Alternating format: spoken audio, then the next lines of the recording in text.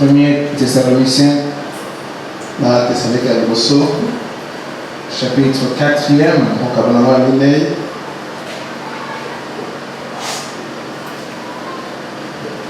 Nous prenons à partir du premier verset. La Bible dit au reste frère, au reste frère, puisque vous avez appris de nous comment vous devez vous conduire et plaire à Dieu.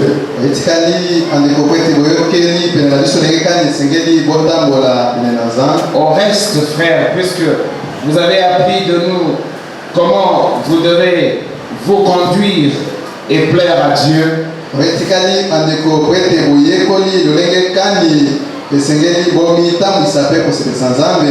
Et que cela, c'est que vous faites. Nous vous prions et nous vous conjurons au nom du Seigneur Jésus de marcher à cet égard de progrès en progrès. De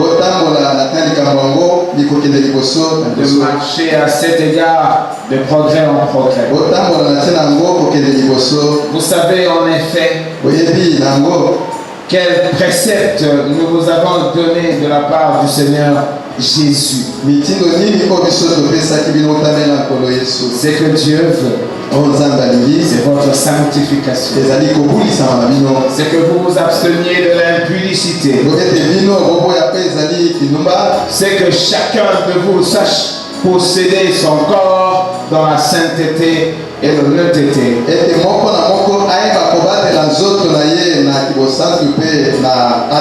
Sans vous livrer à une convoitise passionnée comme font les païens qui ne connaissent pas Dieu.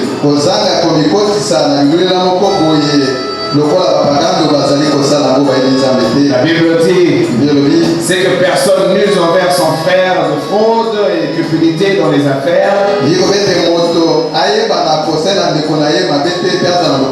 Parce que le Seigneur tire vengeance de toutes ces choses. Comme nous vous l'avons déjà dit et attesté. Écoutez, car Dieu ne nous a pas appelés à l'impureté mais à la sanctification.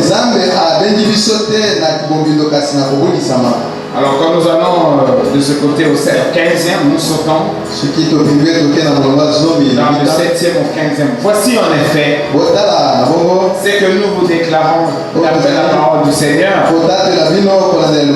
Nous les vivants, restez pour l'avènement du Seigneur. Nous ne démontrons pas ceux qui sont morts.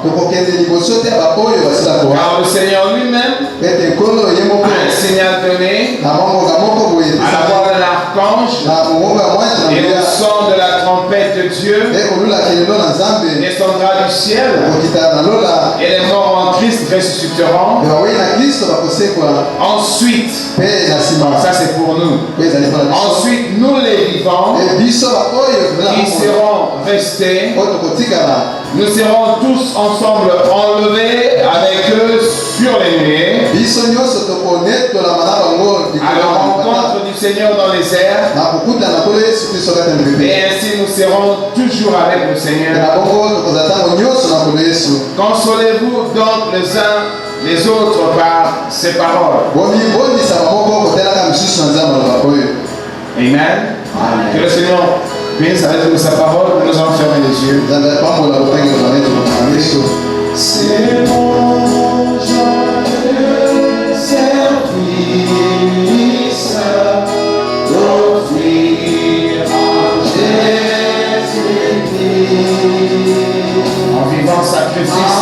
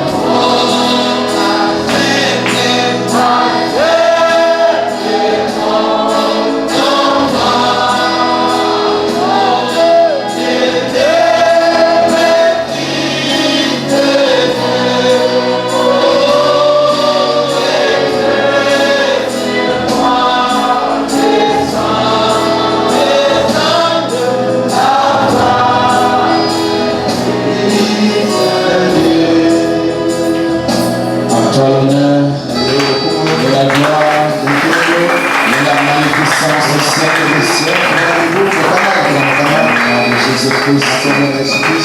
Amen. Amen. Vous vous mettre. Saluez-vous, shalom, shalom.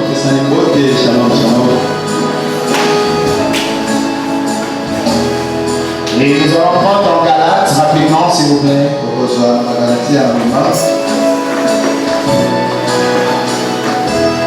Galates 6e. 15e verset. Galates 6e, 15e verset. La Bible dit, car ce n'est rien que d'être circoncis ou incirconcis. Ce qui est quelque chose, c'est d'être une nouvelle créature.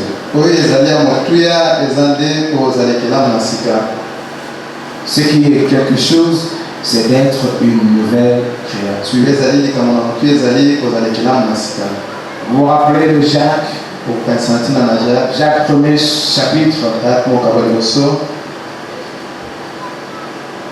18e verset. La Bible dit, il nous a engendrés selon sa volonté par la parole de vérité, afin que nous soyons en quelque sorte les prémices de ces créatures. Amen. Bon, je parle le dimanche. Nous avons essayé d'évoluer avec notre sujet ici.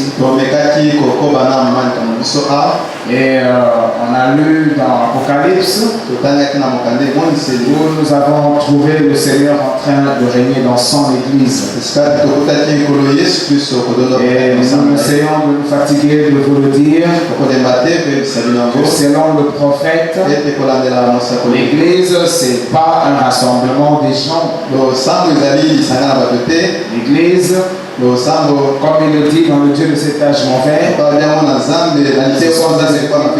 qu'il a cherché par-ci, qu'il a cherché par-là, et il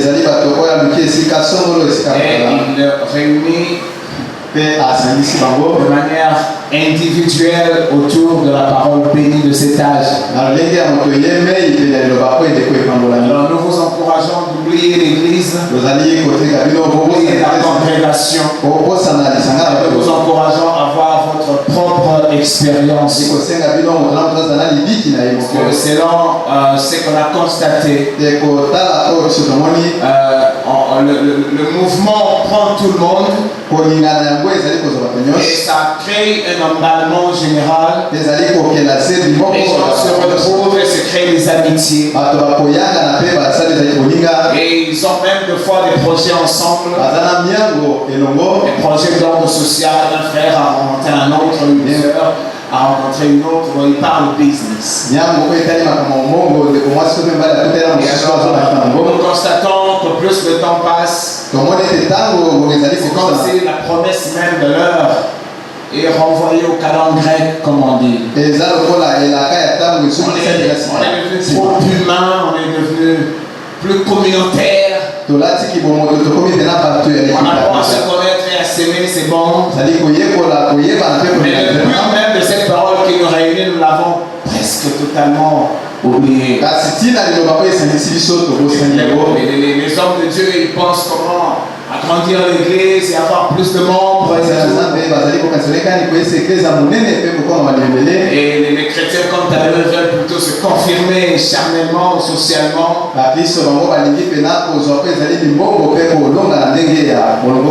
Mais nous découvrons que le Seigneur, lui, ne dort pas. Et lui, il ne suit pas le mouvement des humains que nous sommes. Et ensemble, nous découvrons ce que le prophète nous dit dans ce sujet. Que l'homme ne veut pas être conduit. Et quand il ne veut pas être conduit, et même quand même il serait dans l'église, mais il se laisserait plutôt emballer par le culte, par les chants, aussi par la prédication, par la prière. Mais quand on arrive à la consommation de la parole de Dieu, et c'est là où Parce qu'on a effectivement oublié la vraie raison qui nous réunit autour de ce message du temps de la fin. Vous m'excuserez, j'étais vraiment dans des embouteillages. Mais on pourra arranger ça plus tard. Non, mais nous essayons de voir pourquoi est-ce que l'homme ne veut pas effectivement se laisser vaincre par la parole de Dieu. Parce que la communion parfaite que Dieu veut ramener en ce temps de la fin, nous l'avons vu ensemble, c'est cette même communion qui était dans le jardin d'Éden. Ce qui faisait que Dieu était le maître total de la vie de l'homme. Adam ne savait rien décider si Dieu ne le lisait. Et le prophète dit au moment où il a pensé faire les choses selon lui, alors que la malédiction a frappé l'humanité, et nous nous retrouvons tel que nous sommes aujourd'hui, les faibles petits humains qui tombent malades, qui sont dans le stress et finalement qui meurent. Mais voici que ce qui était à l'Éden, c'est cette démarche, c'est cette chose-là que Dieu veut ramener de nouveau tel que nous le découvrons. Il était au-dessus de la table d'assignation, là dans le désert, confirmant sa présence au milieu d'eux. Et tout ce qu'il voulait, c'était nous ramener à la totale communion avec lui. Et j'espère que vous ne l'avez pas oublié. Nous avons dit que notre rôle à nous, nous devons mettre entre nous et Dieu l'Église. Nous devons mettre entre Dieu et nous la frère spirituelle. Le prophète dit même que nous devons mettre entre Dieu et nous les hommes de Dieu. Mais nous avons découvert qu'à l'Éden, il n'y avait ni église ni pasteur ni rien. Il y avait que l'homme et Dieu directement. Donc, le message du temps de la fin est de nous ramener à cette communion-là. Et nous sommes toujours un peu plus charnels que ça. Et on se demande ce qui va vraiment se passer. Parce que Dieu veut avoir notre attention. Amen. Il ne saura jamais rien faire s'il n'a pas notre attention. Et la foi venant de ce qu'on entend, alors nous devons écouter la nous prêchons selon Malachie. Donc nous avons trouvé le Seigneur dans l'Apocalypse en train de circuler dans tous les âges, depuis Éphèse jusque là. Quand nous l'avons lu dans l'Apocalypse au premier chapitre, nous voulons insister sur la place du Seigneur et nous allons retourner vers la nouvelle création pour en discuter un peu. Partager un peu. Écoutez, on avait lu, je pense, le dimanche, Apocalypse chapitre 1er. 10e verset. Je fus ravi en esprit au jour du Seigneur. Et j'entendis derrière moi une voix forte, comme le son d'une trompette. C'est sérieux, une voix comme le son d'une trompette. Il disait: ce que tu vois, écris-les dans un livre et envoie-les aux 7 églises, à Éphèse, à Smyrne, à Pergame, à Thyatire, à Sardes, à Philadelphie et à Laodicée. Maintenant, je me retournais pour connaître quelle était la voix qui me parlait. Et après m'être retourné, je vis 7 chandeliers d'or. Et donc ces 7 chandeliers d'or, ça représente les 7 âges de l'Église. Et nous disons, c'était un chandelier avec 7 lampes. Et au milieu de 7 chandeliers, au milieu, quelqu'un qui ressemblait à un fils d'homme, vêtu d'une longue robe et ayant une ceinture d'or sur sa poitrine, et sa tête et ses cheveux étaient blancs comme de la laine blanche, comme de la neige. Ses yeux étaient comme une flamme de feu. Et nous avons lu tout cela. Et on a trouvé que c'était le Seigneur Jésus-Christ qui était en train de gérer toute la période de son église. Et cela va depuis le premier âge jusqu'en ce temps de la fin. Maintenant, nous vous disons que selon le prophète, quand le Seigneur te donne une première expérience spirituelle, il te lance dans ce voyage chrétien. Et s'il vous plaît, c'est un voyage qui est sous tension. Parce que le Seigneur travaille le salut en vous. Et puis c'est une session qui n'a pas d'arrêt. Parce que nous découvrons avec le temps. Et de temps en temps, nous permettons des libertés. Et nous allons dans le monde et faisons des choses. Prétextant parce qu'il nous faut nous confirmer socialement.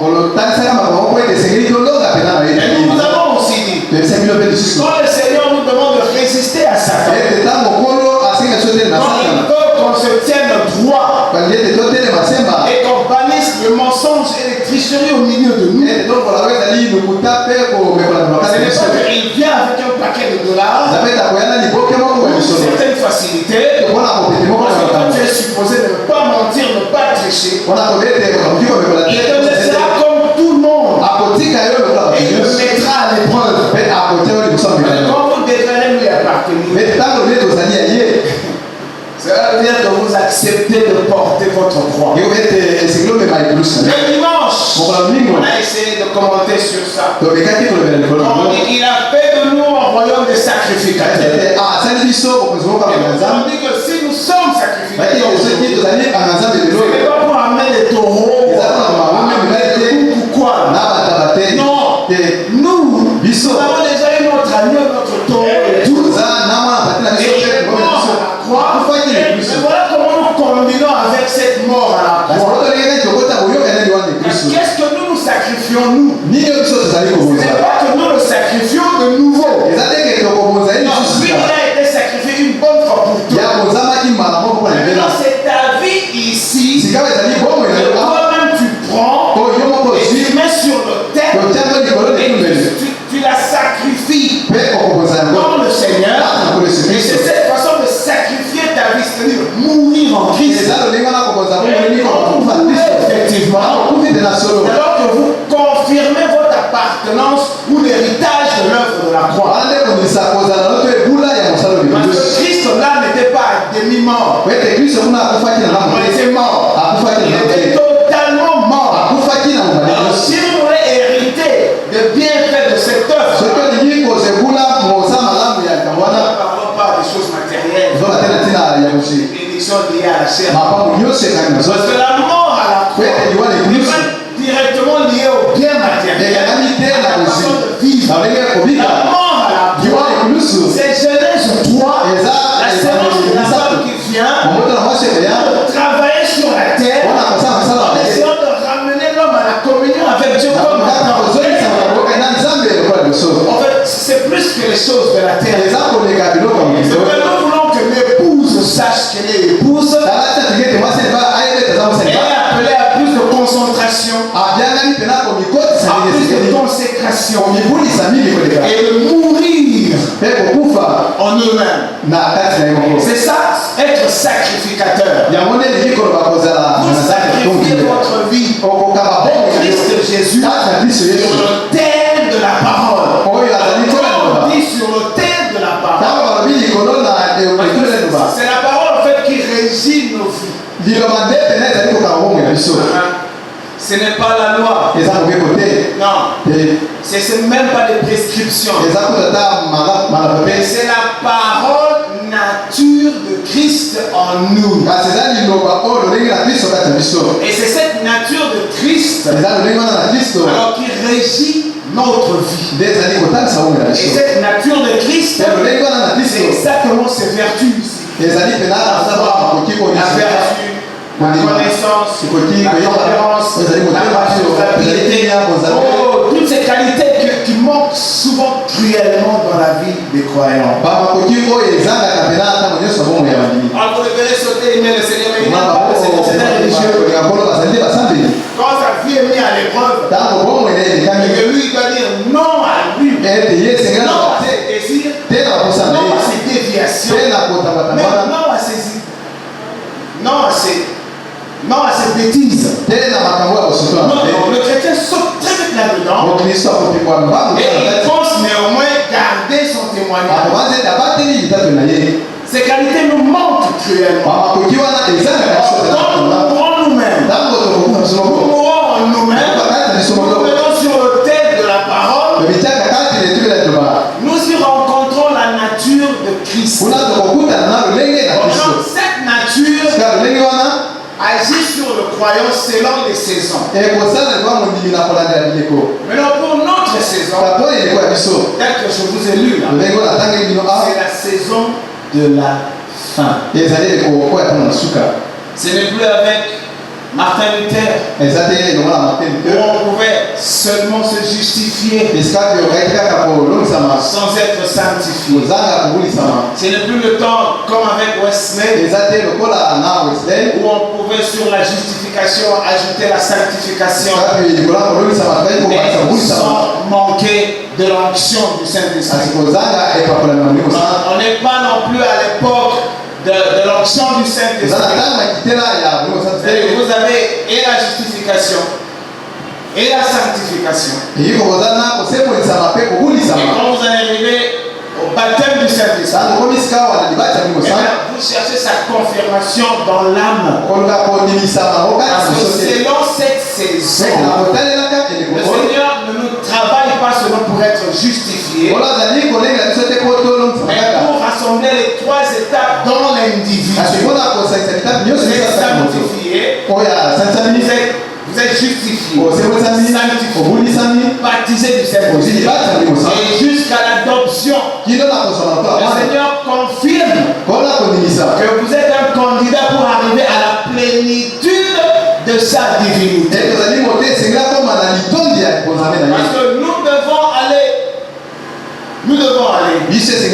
L'église doit partir. Et c'est la saison du départ. Voilà pourquoi nous voulons sortir de toutes ces distractions-là. Ces distractions que nous découvrons dans ceux qui croient le message du temps de la fin. Je me répète toujours. Nous avons l'impression que les jeunes gens d'aujourd'hui, il leur manque cruellement le Saint-Esprit qui justifie leur vie. Autrefois, quand on se convertissait dans le Seigneur, en tout cas, on oubliait qu'on était jeune. Le vieillard ne savait pas qu'il était vieux. Tout ce qui comptait pour le jeune et le vieux, c'était être dans le Seigneur. Et la transformation était totale. La crainte pour se protéger dans la parole de Dieu était complète. Aujourd'hui, dans le message, on vit n'importe comment. On est comme habitué. Mais néanmoins, s'attendre à la promesse de l'âge, c'est-à-dire disparaître de ce cadre et rencontrer le Seigneur. Vous devez vous prendre vous-même sacrificateur. Mourir sur vos désirs. Mourir sur vos besoins. Mourir sur tout ce qui vous concerne.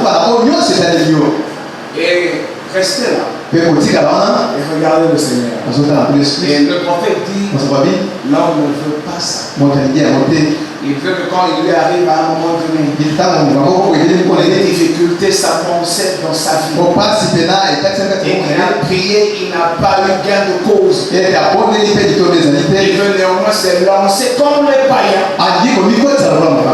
dans les combines que vous connaissez.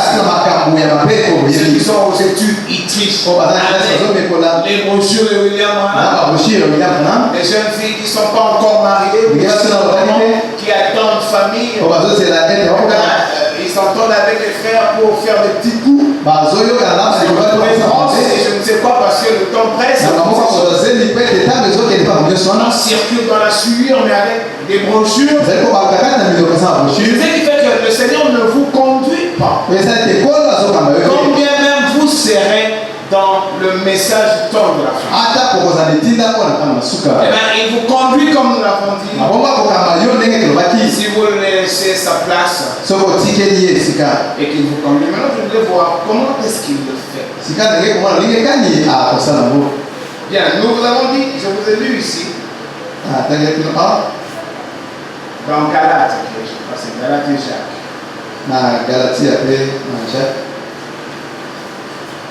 D'abord dans Jacques, il dit Jacques 1er chapitre. Il nous a engendré selon sa volonté. Par la parole de vérité. Afin que nous soyons en quelque sorte les prémices de ces créatures. Alors quand nous prenons maintenant dans Galates, c'est encore mieux dit Galates 6. 15e. Car ce n'est rien que d'être circoncis ou incirconcis. Ce qui est quelque chose, c'est d'être une nouvelle créature. Maintenant, quand on est une nouvelle créature, ce n'est pas un slogan. Une nouvelle créature. C'est exactement ce qui se rapporte à ce que je vous dis, mourir sur l'autel de la parole. C'est lui qui est mort sur l'autel de la parole. Il ressuscite dans le Seigneur. Maintenant, il ne reste pas dans le Seigneur Jésus-Christ une photo. Il ressuscite dans la parole Jésus-Christ une nature. C'est une forme, une façon de vivre différente de ce qu'il était avant. Et c'est là être une nouvelle créature. Et nous voulons vous prendre ces choses au sérieux. Dès que vous êtes charnellement vivant là, sachez que vous êtes aussi spirituellement vivant dans le Seigneur. Et s'il se trouve que c'est le sang de papa combiné avec maman qui vous a donné cette vie ici, la vie en Christ part aussi par le sang. Donc si vous êtes passé par le sang de Jésus-Christ, cela veut dire que vous mourrez en rapport avec la première alliance, c'est-à-dire le sang qui a produit la chair. Vous devez mourir par rapport à toutes ces envies ici, et toutes ces ambitions ici, pour naître spirituellement dans le Seigneur.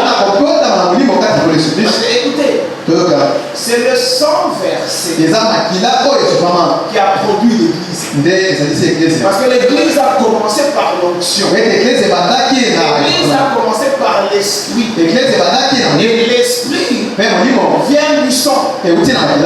Écoutez-moi. L'Esprit vient du sang. Alors l'Esprit, c'est la vie qu'Adam avait à l'Éden. C'est cette vie-là que Dieu se termine pour ramener en nous. Alors quand il le ramène en nous, c'est une autre vie. Amen.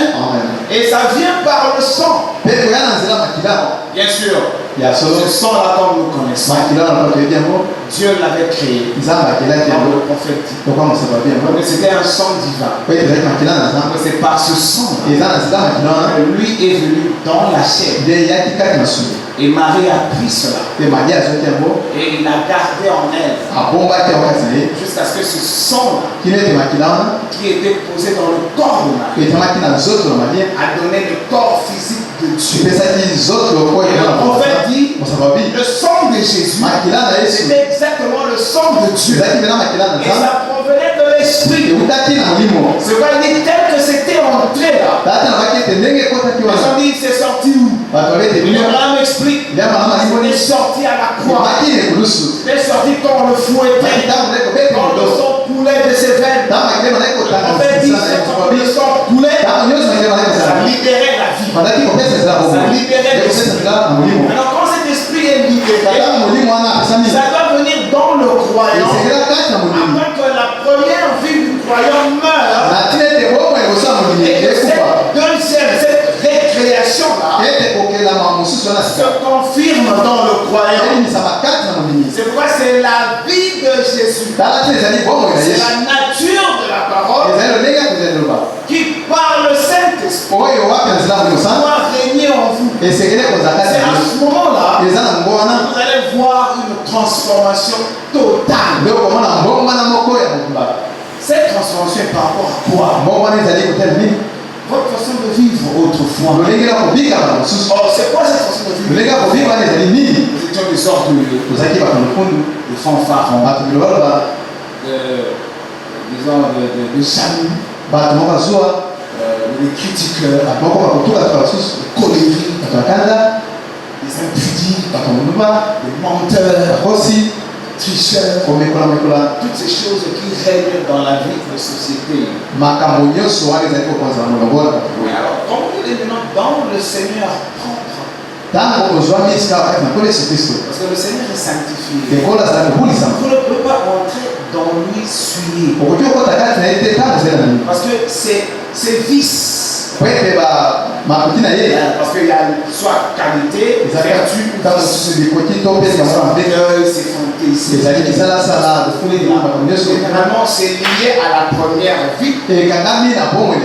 Or, la première vie a un maître. Et le maître de la première vie, c'est Lucifer.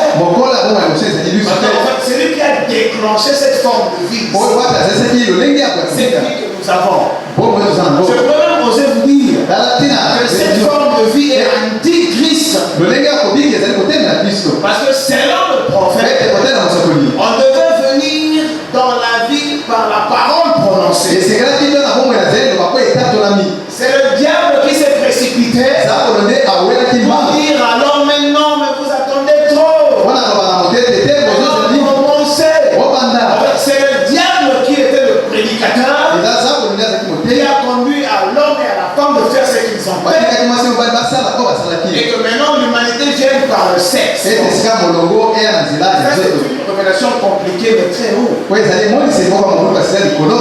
que la première création n'est pas venue par le sexe. Et c'est ça la création parfaite. La création qui est venue par le sexe, disons, c'est le permissif. C'est fait. Cette vie est contraire à la volonté de Dieu. Naître et vivre, c'est dominer. Dieu n'a pas créé l'homme pour qu'il se domine comme ça. Dieu n'a pas créé l'homme pour qu'il se conduise lui-même. Non, il est tout sanctifié. Il est l'image même de Dieu. Il vit dans la parfaite communion avec Dieu. Et c'est ça que Adam nous a fait perdre à l'Éden. Et c'est à ça que Dieu veut nous ramener. Cette forme de vie, selon la révélation, elle est anti-parole. Voilà pourquoi toutes les démarches évangéliques, c'est pour faire en sorte que l'arbre de vie de l'Éden refleurisse de nouveau en nous, afin de nous ramener dans la nouvelle création. Alors cette nouvelle création a sa clé. Et sa clé, c'est le Seigneur Jésus. Voilà pourquoi on l'appelle est le premier d'entre les morts. Laissez-moi le lire, c'est l'autre. Donc vous devez le savoir. C'est quand même beaucoup sont choqués quand ils découvrent que de l'autre côté, la procréation s'arrête. Ne pensez pas vous marier de l'autre côté. Ça sera fini. Vous vous rappelez qu'on a posé la question au Seigneur Jésus-Christ à propos de cette femme qui a eu 7 maris et ils sont tous morts. On a demandé à Christ il sera la femme de qui? Le Seigneur leur dit, votre problème est que vous ne connaissez pas la parole de Dieu. Vous ne comprenez pas les profondeurs. C'est que de l'autre côté, ça sera l'éternité retournée. Ce ne sera pas le sexe. Je ne vais pas entrer là-dedans. Écoutez qui est dit ici. Le prophèet dit, je lis dans Exposé des étages de l'église. Page 128e. Le dernier paragraphe. Mais il se tient maintenant au milieu de l'église. Alors qu'il se tient là, révélant qu'il est dans le dernier âge. Il dit de lui-même qu'il est l'auteur de la création de Dieu. Il s'agit ici d'une autre création. Une autre création.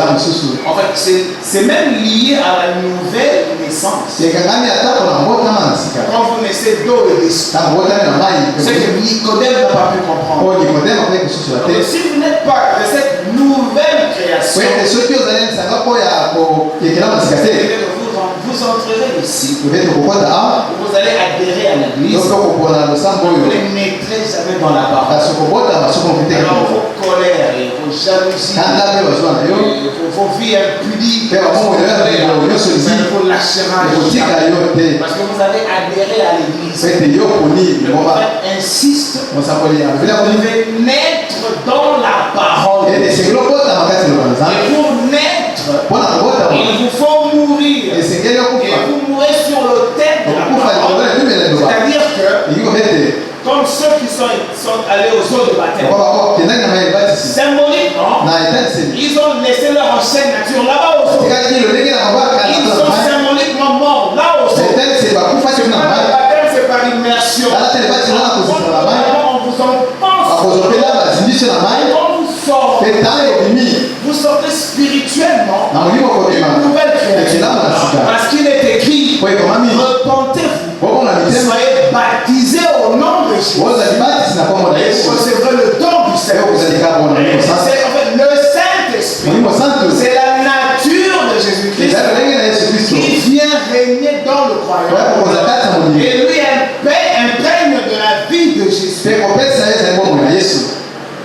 quand il vous arrivera le Saint-Esprit dans une situation où il vous faut à tout prix soit menti, à tout prix soit tricher, ou à tout prix vous venger, vous mettre en colère, à tout prix prouver à l'ami que vous valez quelque chose, et que votre gueule compte. Et si vous étiez impuni, vous avez à tout prix tomber. On ne comprend pas.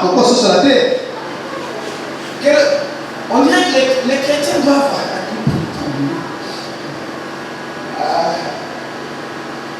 Vous savez, même si vous avez 25 ans, vers les 30 ans, celui qui est dans le Seigneur, il n'a pas d'âge. Non, il ne regardera jamais mon Kaman. Non, il n'y a pas de Kaman. Vous avez été connecté avec la chose que tout le monde cherche ne le trouve pas. La révélation vous manque de savoir que cette chose que vous avez eu, tout le monde cherche. Venez à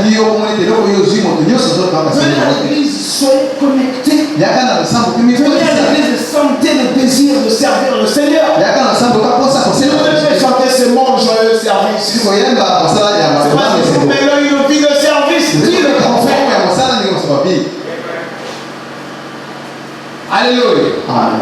C'est par cette nouvelle naissance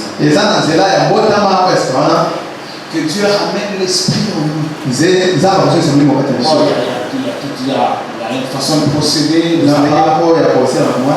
où il nous rend convenables, ou comment dire, il essaie de nous rendre malléables et souples. Parce que l'homme ne peut pas accepter Dieu naturellement. Dès que nous sommes là, notre nature repousse Dieu. Il commence à changer le cœur. C'est les pensées et tout viennent du cœur. Il dit que le cœur de pierre, je mets le cœur de chair. Il vous amène jusqu'à la stature parfaite. C'est pas un voyage comptable. Quelqu'un peut sentir comment il a commencé, comment il évolue dans le vie. Est-ce que sa croissance est constante ou parce qu'il est hypocrite? De temps en temps, il peut défier un peu. Nous vous disons qu'avec lui, on ne prend jamais de congé de des grandes vacances. Quand le Seigneur se repose, on peut fumer un peu. Le Seigneur se repose. Je peux me livrer à un garçon. Ou je peux récupérer une fille. Je le dis dans l'église, parce que c'est plein dans l'église du message du temps de la femme. C'est depuis les églises suiées. Avec de la belle. Assemblée chrétienne. Cela. Au tabernacle, machin. Tout. Mais c'est fuyé à l'intérieur. On a oublié l'essentiel. De ce qui nous fait sortir de l'élimination. Et de faire attendre là. On attend, mais pas innocente. Le Saint-Esprit étant en nous. La parole nous travaille à l'intérieur. Et nous donne la forme de Christ. Amen. Et nous vous disons toujours. Ce n'est pas celui qui court. C'est par celui qui s'efface. C'est par Dieu qui fait misère. Sauf que le prophète, c'est à vous le oui. C'est à vous le non. Vous devez vraiment décider. Alors sincèrement, j'entre ici que charnellement, il faut que je découvre la chose qui est cachée. Ici quand vous venez pour chanter, vous me regardez prêcher, mais vous nous verrez prêcher, et vous chanterez aussi, mais vous ne verrez rien. Vous ne verrez absolument rien. Et bon, ne soyez pas étonnés. Quand de temps en temps la tentation vient, boum, vous tombez. Boum, vous tombez. Les tentations sont faites selon le prophète pour prouver à Satan qu'il y a de ceux qui ne tomberont pas. Qu'est-ce que c'est? Vous avez l'esprit de Dieu en vous. La tentation vient. Vous n'avez pas une possibilité de résistance. Ça vous attire. Il n'est pas jeune. Il n'est pas converti, c'est tout. Non, il est encore jeune. Non, parce qu'il est écrit. Jeune gens. Ah, vous l'avez vaincu. Amen. Pour ne pas courir en vain. Il arrivera un jour où la prédication cessera. Qui sait si peut-être ça a déjà cessé. Mais nous, par protocole, nous continuons à vous prêcher. Pourtant, si on dirait nous prêchons dans le vide, on a envie que ceci arrive, paf, le frère sort. Excusez-moi. Alors il dit ceci. Il dit, il s'agit d'une autre création. C'est ça la victoire. Être une autre création. Jean 1er chapitre. Il est venu parmi les siens qui est la parole. C'est le Logos. Christ, la puissance de l'éternité. Il est venu parmi les siens pour donner la vie. On nous dit C'était lui la lumière. Attention la précision. Il était la véritable lumière. Parce qu'il y a plusieurs types de lumière. Vous trouverez de la lumière chez les Maïkaliens. Vous trouverez de la lumière chez les réseaux chrétiens. Même les sorciers qui ont des lumières. Mais voici que celui-ci. Amen. Oui. C'est ce qui me fait aimer ça. Ça, c'est la véritable lumière. Eh bien, Israël a rejeté. Mais à tous ceux qui l'ont reçu, à ceux qui croient en son nom, parce que le nom de Jésus est une promesse. Ne prenez pas le nom de Jésus comme un nom tout court, c'est une promesse. Dieu accomplissant ses actions dans la vie de celui qui croit. C'est ça le nom de Jésus. Le nom de Jésus veut dire Jéhovah accomplissant toutes ses promesses dans la vie de l'individu qui croit. Alors c'est ça, croire en son nom. Et que quelque chose peut t'arriver, mais tu n'as peur de rien. Parce que tu as le nom qui possède la disposition de la puissance agissante de Dieu. Tu n'as peur de rien. Alléluia. Tu n'as peur de rien. Parce que tu possèdes ce nom. Voilà pourquoi à tous ceux qui croient en son nom, il leur a donné la capacité. Pardonnez-moi, je sais pas, je vais arrêter. Mais je voudrais plutôt lire ça. C'est Jean 1er.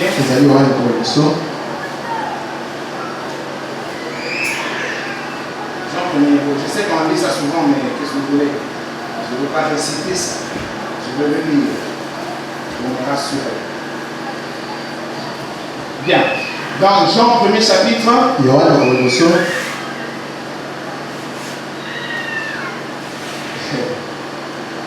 Bon, écoutez, si vous voulez, je vois qu'ils sont lire à partir du plus haut là. Il va. Ok. Comment on dit? Soit 9e, ok? Cette lumière était la véritable lumière. Qui en venant dans le monde éclaire toute vie. Elle était dans le monde. Et le monde a été fait par elle. Et le monde ne l'a point connue. Elle est venue chez les siens. Dans Israël. Et les siens ne l'ont point reçu. Mais, ça c'est la contraction. Conjonction de contraction. Mais à tous ceux qui l'ont reçu, à ceux qui croient en son nom, c'est-à-dire Jéhovah accomplissant ses promesses dans la vie de l'individu, toute la plénitude de Logos est entrée dans ce nom-là. Et cela t'est donné gratuitement, fait de ça ce que tu veux. Satan connaît ce nom-là. Prononcer depuis de lèvres, mais gérer depuis le fond du cœur. On va dire, maîtriser le sens de ce nom-là. Vous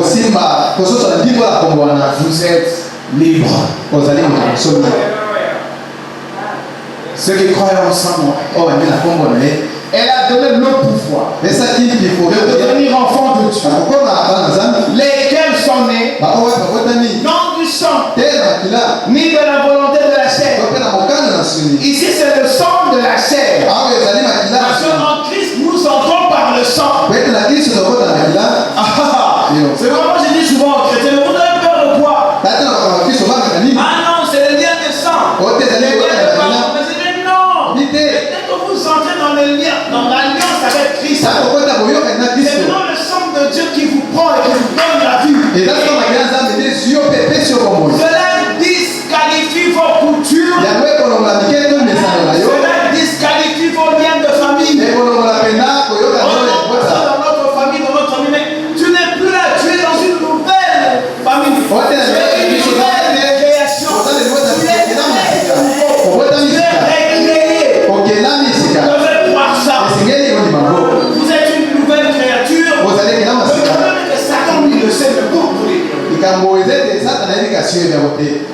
Écoutez, non du sang, ni de la volonté de la chair, ni de la volonté de l'homme, mais de Dieu. Donc c'est Dieu qui a envoyé Jésus-Christ. Et quand vous entrez en lui, il y a une naissance qui a lieu. Alors comme lui-même, on a donné le temps en venant dans la chair. C'est vraiment être une nouvelle créature. Vous devez passer par la chair de Jésus. La chair de Jésus. Ce n'est pas les muscles, c'est les veines de l'homme de Galilée. Je vous ramène encore dans l'hôtel de la parole. C'est la parole de Dieu. Et vous devez entrer par la chair de Jésus. Mais pensez pas entrer dans ce monde. Manger ma chair. C'est-à-dire accepter ma parole. Donc c'est quoi la parole? Je vous donne un exemple. Quand un homme convoite une femme, c'est ça les préceptes de Jésus. Il a dit faites de mes disciples et enseignez-leur à obéir à mes paroles. Et il a parlé de Christ. Et que si votre pied est pour vous un pied riche, coupez le pied. Non, c'est une amie. Cette amie est un piège pour toi. Laisse l'amie. Oh non, c'est mon grand frère. Je vis par lui. Tu vis dans la mort. Tu protèges la vie mortelle. Tu fais la vie éternelle. Parce que tu vis par ton frère. Et c'est lui-même Christ qui dit. Je les ai séparés. C'est aussi aura pour ennemi l'autre. L'autre aura pour ennemi.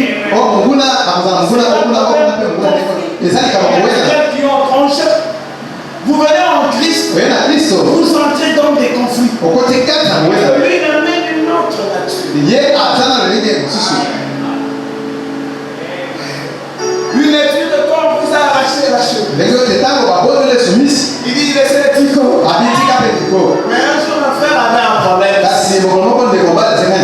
Il était très en colère. On fait ça. On m'a fait ça. J'ai dit oui, bien. Parce que c'est le bien dans l'église. Parce que c'est le bien dans l'église et dans le séminaire. Mais oui, mais frère, il était qui? Mais quand on vous prend votre chemise, vous laissez les tricots.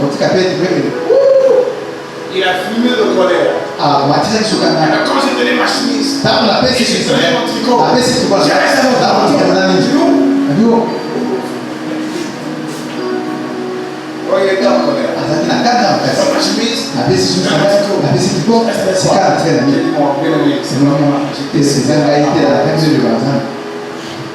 Enfin, c'est ça, l'être de cette parole-là. Mourir. Amen. Être une nouvelle créature. Comme toi et moi, on ne s'est pas arrivé à ça. On est lui-même dans la chair. Afin que par cette chair, Christ, la parole, chacun s'accroche et récupère la vie sauvée. Et c'est à ce niveau-là que le prophète dit que Dieu par ça, en cet âge pourri de la séduction, pourri de YouTube, pourri de Facebook, pourri de téléphones portables, pourri de séries de télévision qui ont